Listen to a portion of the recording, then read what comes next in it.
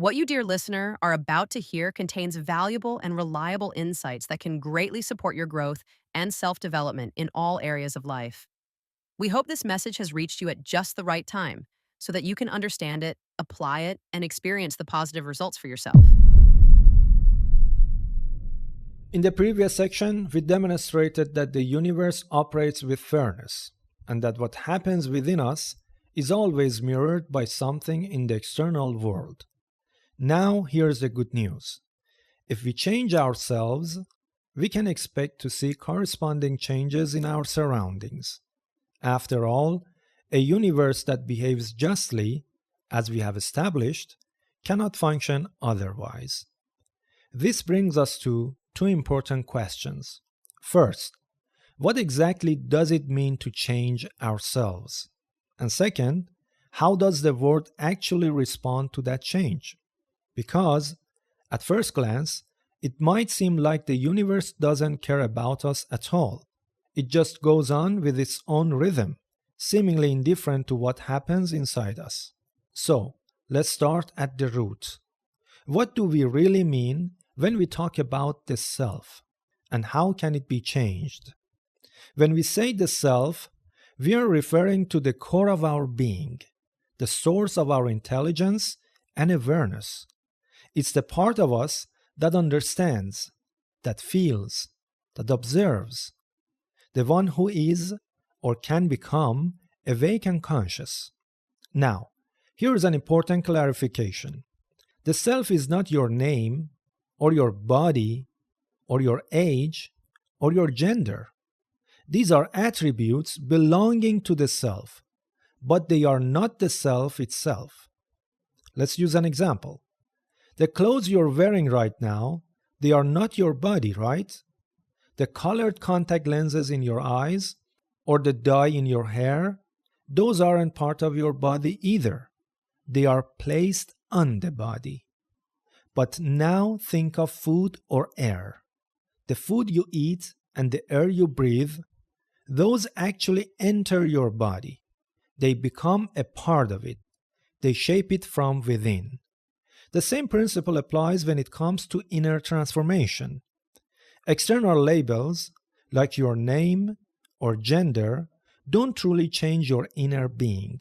What actually shapes you, just like food shapes your body, are your thoughts, your beliefs, and what you choose to focus your attention on. So here's the key idea. Just as eating healthy food helps your body thrive, feeding your mind with empowering thoughts and beliefs leads to inner growth and transformation. And when that inner growth happens, your outer world, your life circumstances, starts to shift and improve. In reality, it's the deepest part of our being that holds the most power to influence our outer life. And yet, it's often the part people know the least about. It's rarely the place we turn to when we want to make a real change. So, if you truly want to transform your life from the inside out, it's essential to pay close attention to what we'll explore in the next section. Let's go back to the body for a moment. Our body needs food to stay alive because it's literally made from the same elements found in nature: water, minerals, earth. Now think about how we approach eating. There are some basic principles. First, we have to eat. No food, eventually the body dies. Second, among all available foods, we naturally choose what tastes good, meaning we avoid food that's rotten or spoiled because it harms us. And third, more importantly, we should prioritize food that provides the nutrients our body truly needs, even if it doesn't always taste the best. By following these principles, we don't just survive, we build a healthy, thriving body. Now, let's apply this inward. Let's ask, what is the food for our inner world? What should we be feeding our mind and soul? Just as the body needs food, our inner being needs to think, to observe, and to focus. Without these, the inner self begins to wither because these functions act like food for our inner existence. They nourish who we are on the inside. Among all the thoughts and ideas we encounter, we need to choose the ones that aren't spoiled. That means don't focus on thoughts that drag you down or make you feel worse. They're like mental junk food or even poison. And once we recognize a thought or belief that's truly good for us, even if we resist it at first, we need to return to it again and again. Bring it into your awareness until it becomes part of who you are. Just like eating healthy food that you may not enjoy at first, but you eat it anyway because you know it's good for you. When we see it this way, it becomes easier to understand why some people live in difficult circumstances. If the universe reflects our inner state, then negative outer conditions are likely rooted in a negative inner world. In other words, if someone constantly focuses on toxic thoughts and beliefs, it's like they are feeding on harmful food every single day. And over time, those toxic inputs begins to damage the inner self. The result? A life filled with outer struggle and imbalance. On the other hand, if the beliefs that truly nourish us are rarely given attention, it's like a body receiving only a little nutrition. Sure, it survives, but it's weak, tired, and slow to grow. In the same way, a neglected inner world can produce a vibrant, abundant outer reality.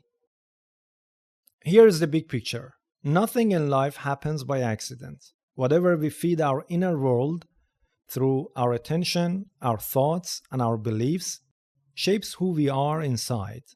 And the world around us simply reflects that inner state back to us.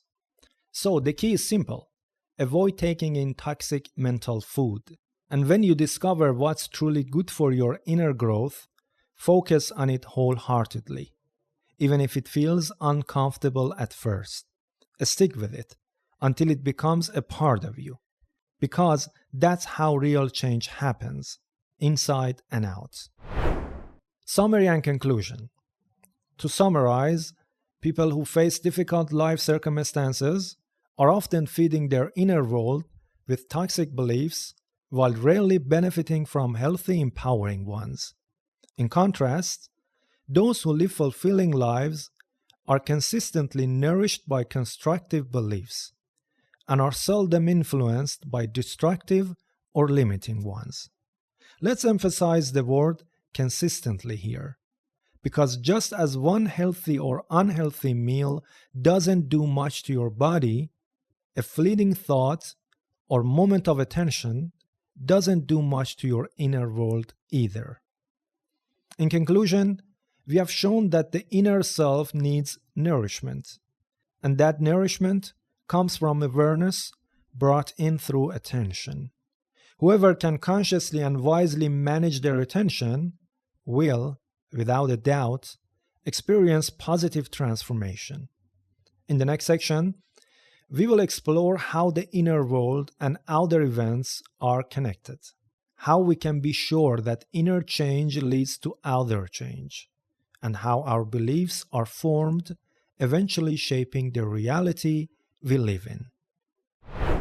And what you've just listened to was a small part of the teachings of Seyedsaeid Taghavizadeh, a single piece in a much bigger puzzle designed to guide you toward your goals. If this message resonated with you, we gently encourage you to start from the very first episode of this series. Everything is connected. Each part builds on the one before it, and your questions will find their answers as you move forward. We'll also be dedicating special episodes to the most frequently asked questions. Saeed's teachings dive deep into the essential laws that shape our lives, from universal principles to the power of the mind and beliefs, to the laws of money and abundance, relationships, health, and ultimately, the most important dimension of all, understanding the divine. These insights have already touched the lives of thousands in the Persian-speaking world, with millions of views and remarkably high satisfaction. Now it's your turn. We hope you'll stay with us episode by episode and witness for yourself how, through clear thinking and conscious awareness, the path to a better life reveals itself, and how, once found, it can be walked with peace, power, and purpose. Until next time, keep growing, keep questioning, and never stop seeking.